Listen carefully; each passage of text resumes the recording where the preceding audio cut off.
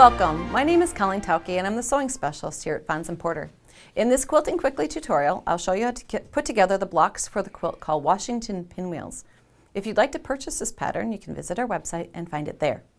Okay, we're going to be working with 10-inch pre-cut squares, and they're in a great variety of kind of cardinal and gold with a chocolate brown, and they were kind of a reproduction fabric prints. And then we're going to be putting a light fabric with kind of a gold circle or a dot to it, and those are going to be the centers of all of our blocks. So we have one fabric consistent in the centers of each of our blocks. It holds it all together.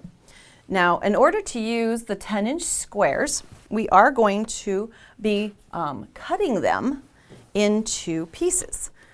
And again, some people may say, why are you going to take 10-inch squares and cut them up? Well, you saw the great variety, and you see the great variety of the golds and the reds and the chocolate browns in this quilt. And we can get the best variety when we use pre-cuts because you get a little bit from each of the fabrics in the line. So what we're going to be doing here is we're going to be cutting these into all the shapes that we need. There are, I believe, 18 reds, 18 golds, and 18 browns. And we're going to be cutting each of those prints into 5-inch squares to begin. So we're going to cut down through the center and divide it. We're going to divide the other direction also at 5, so we get squares. And then we are going to be cutting each of those squares in half diagonally. Now, if you haven't worked with bias edges before, this would be a place that you're going to get a lot of experience, because by cutting them diagonally from corner to corner, we're going to be having a lot of bias edges. Just cut the one. You would go ahead and cut all of them. And you'll want to stack, when you pick up 4 that are alike, as I'm doing here, keep those together because you're going to be using them within one block. So that's a little tip on staying organized. Then you're going to be joining, for instance, in this quilt, the chocolate brown always appears in the very center of the quilt block. I've got a block here on the sewing center. You can see that light center. The chocolate brown is in the next round with the triangles, and then we'll deal with the gold and the reds on the outer. But we've got to create that center piece first. So it looks like this, commonly known as a square and a square or a diamond square. In order to create that, we are going to be using that center, consistent gold, light colored center, and then we can go ahead and use the 4 matching brown fabrics that we cut. Now remember that you have bias edges on the short legs of these, so you're going to want to be very careful and gentle with them when you're handling them. What we want to do is we want to add these 2 pieces, opposing sides to this, and you'll see that there's little triangles that hang off the ends. Now you could fold and find the center, but we also have a tool that you can use to more precisely do your patchwork. So if you were to take, and I'm going to stack 2 at once, so I can cut down through both of them. There is a set of triangle trimmers that have been devised just for this purpose, and you can see that there's a diagram on each of them and how to use them.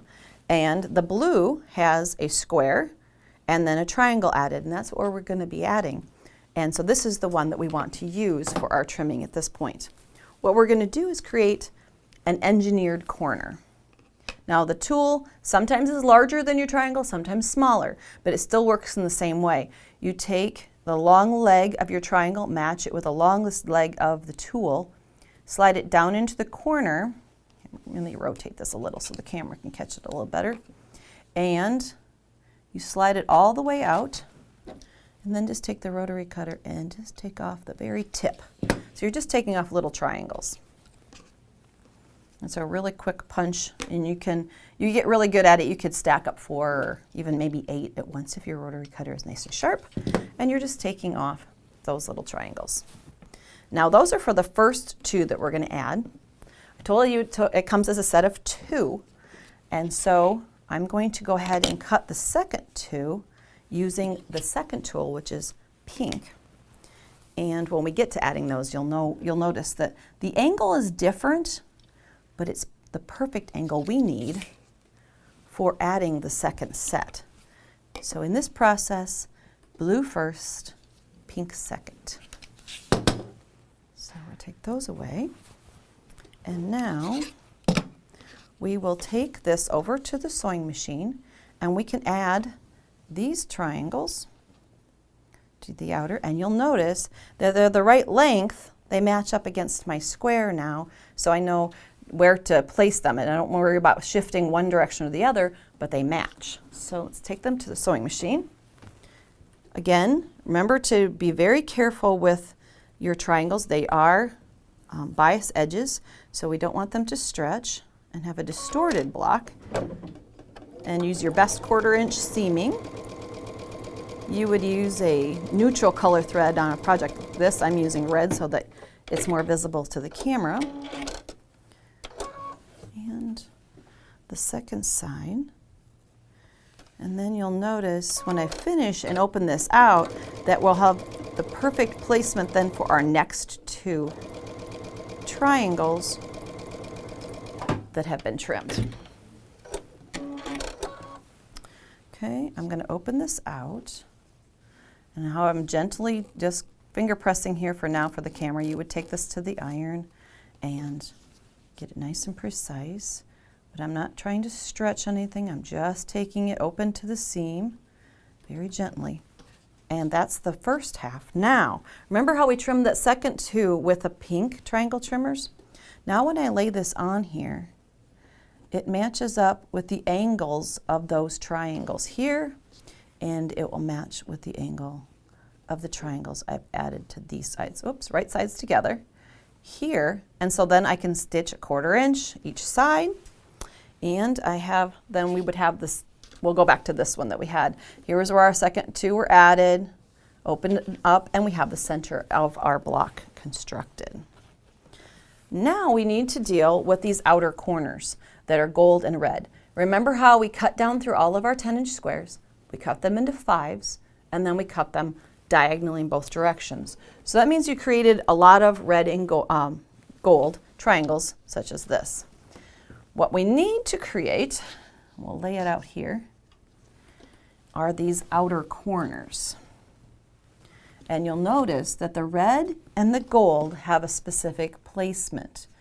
If I were to construct a block that looked like this for an outer corner, then my alternating red and gold wouldn't be correct. So you need to follow your pattern instructions for the color placement to get it correct. Again, thinking bias edges here, you do need to piece this right sides together, and you need to seam along here. So 1/4 inch seam, and then the trick on this one I'm going to tell you is that you've got this seam, when you go to put the blocks on, this seam is going to come into this intersection, which is very thick. And in order to reduce that bulk, you'll notice I've done something different. Instead of pressing seam allowances to one direction, I've pressed them open very gently. That reduces the bulk so that I can add these in the same manner. These again can be added and trimmed using your triangle trimmers, so you get to use them twice in the same project. The first 2 sides you add, use the blue. The second 2 sides you add to the block, use the pink one. And then you will get a block seamed like this, how it's pressed open here, nice flat seams, and your intersections will be reduced in bulk. You're going to make all of the blocks for the Quilt Washington Pinwheel and create your own. For more of our videos, visit our website. Thanks for joining me today.